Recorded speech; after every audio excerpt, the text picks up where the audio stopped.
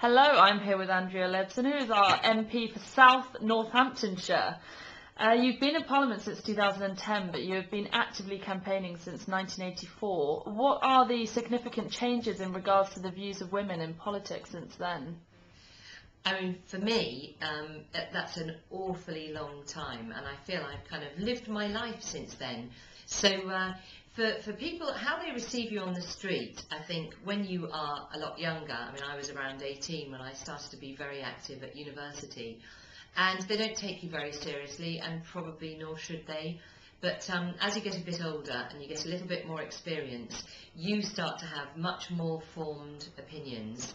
You start to get a sense of history repeats itself, and you start to be a bit more definitive. So when someone asks you for your opinion, you're not kind of, well, on the one hand and on the other hand. So you're a bit more forceful, and I think people take you more seriously. Very interesting. And what preparation would you advise women do if they want to become an MP in the future? Well, speaking from experience, I'd have your children first, you know. I mean, for me, I had my two boys and thinking that was it. And then just as I went on the list and got my job as a district councillor and was thinking, right, this is it, I got pregnant again. And I found myself, the day my daughter was born, going to the final of the selection for Reading East in 2003. So she was born at 2:30 in the morning, and at 8:30 that evening she attended a final with me in Reading Quite East. a political start in life. Yeah, she's never looked back. Yeah. And what three words best describe the qualities you think you'd need to become an MP? Multitasker, if that could be one word. Yeah. Determined, and I think energetic. Great. And you stood actually in 2005, but you were unsuccessful. What message would you tell sort of the people who were unsuccessful, say in 2010, and are looking or thinking about running again? You know, why should they? Yeah, well, I mean, for me, it was just a fantastic experience. I think until you actually stand and your name is on that ballot paper and you're actually going around with your megaphone saying, vote for me, you never quite know how you're going to feel about it. And so actually having that experience is so worthwhile. And although at the time, I mean, I suppose because where I was standing, it was the second safest Labour seat in the country, so I knew there was no chance I was going to win it. But just having that experience really kind of settled in my mind the fact that this was what I really wanted to do. I could cope with it, you know, I could cope with people being rude to me on the doorstep. You know, the one thing I couldn't cope with was them being rude to my children on the doorstep, but that's a different matter. But it really is the whole experience of doing it, of getting through the kind of juggling of the media stuff and the doorstep stuff and the street campaigning. Once you've had a go at it, then I think it really helps you. So to anybody who's done it once before, if you enjoyed it then, you'll love it if you do it and win. So just stick with it. So that's the campaigning side, and since you've been in actually as an MP, what is the reality of that job? Well, it's very demanding. It's really, really demanding. You can't underestimate how much time it takes.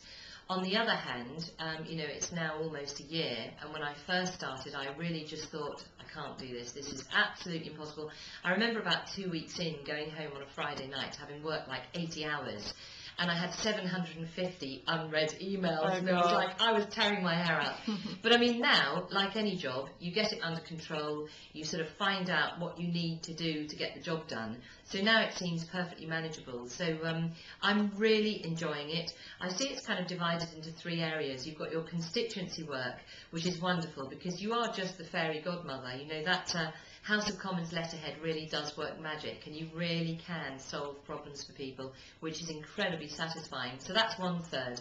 Another third is your kind of parliamentary work, which is, you know, speaking in the chamber. It's holding your own debates. I mean, I've had debates on high-speed rail, on wind farms, on sex education in schools, all sorts of things that are really interesting that you can pursue yourself, that can really make a difference in Parliament. And then the other side of it, the other third, is the select committees. And until I was in Parliament, I hadn't really realised how important and influential the select committees are. I'm lucky enough to be on the Treasury Select Committee because my background is in finance. And it really is, you know, in banking reform, in trying to sort out the mess of the HM Revenue and Customs, in all sorts of areas, you really do feel as if you can make a positive influence for change. And that's what it's all about. That's the immensely satisfying thing about being an MP, is really feeling you can change the world for the better. That's fantastic. And finally, what are your views on all-female shortlists? I'm absolutely not a fan. I think we definitely need more women in Parliament. But the reality is that if they get in on an all-female shortlist, they will be looked down on by their male peers. You know, I think we've made a huge achievement in this Parliament to get up to the numbers that we have. And I think women can do it. What we've got to do is things like Women2Win are doing, which is to get more women to consider this as a job.